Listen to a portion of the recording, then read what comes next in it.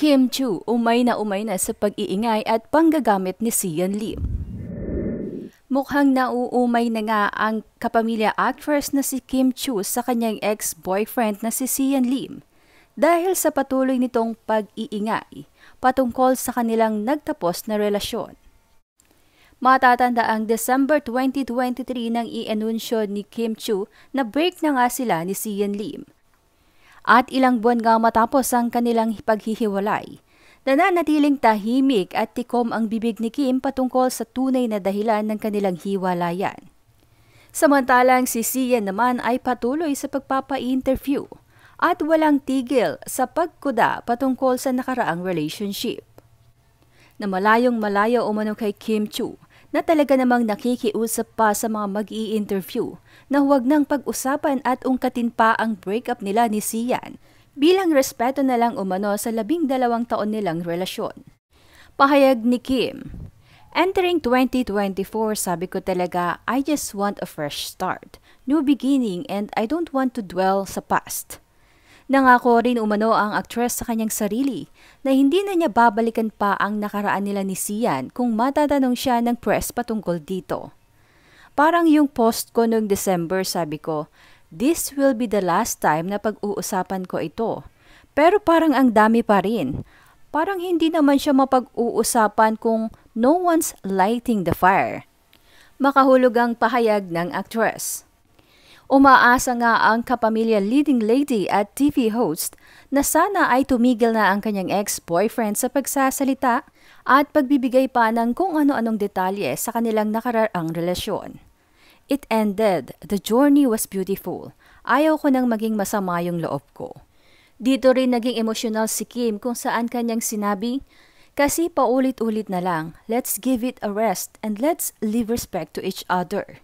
Matapos naman ang pahayag na ito ni Kim ay animoy nagpapa-sad boy o nagpapa-victim naman ngayon si Sian Lim. Matapos ngang sabihin ng It's Showtime host na si Kim Chu na gusto niya na tumigil na sana ang kanyang ex na si Sian Lim sa pagbibigay ng pahayag patungkol sa naging relasyon nila, ay nagsalita ulit ang kapuso actor.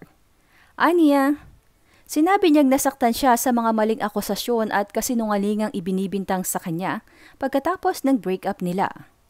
Bintang kasi sa kanya ng mga tagahanga ng actress ay ginagamit lamang niya ang ex para sa promo ng kanyang pelikula.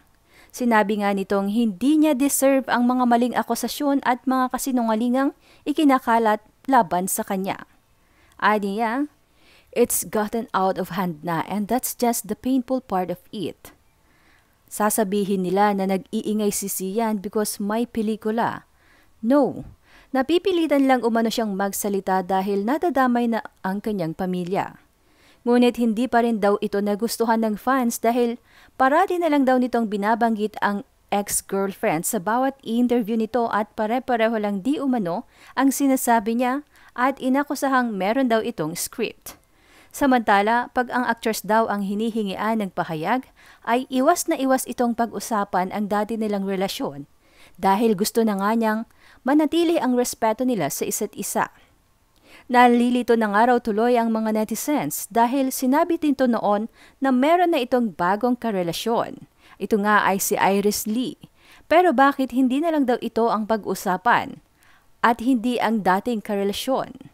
Tama na raw sana ang pagpapaka-sad boy nito sa pagbanggit sa What's Wrong with Secretary Kim actress. Habang negang-nega nga raw si Sian Lim, si Kim Chu naman daw ay bumalik na sa kanyang positive aura at lalo pang sumisikat. Dagsa ang projects. Magiging mas abala sa blessings na sunod-sunod na dumarating sa kanya. Komento tuloy ng mga netizens. "Tama ka, Kim, pero yung isa dyan, kalalaking tao, hindi matahimik, halatang guilty.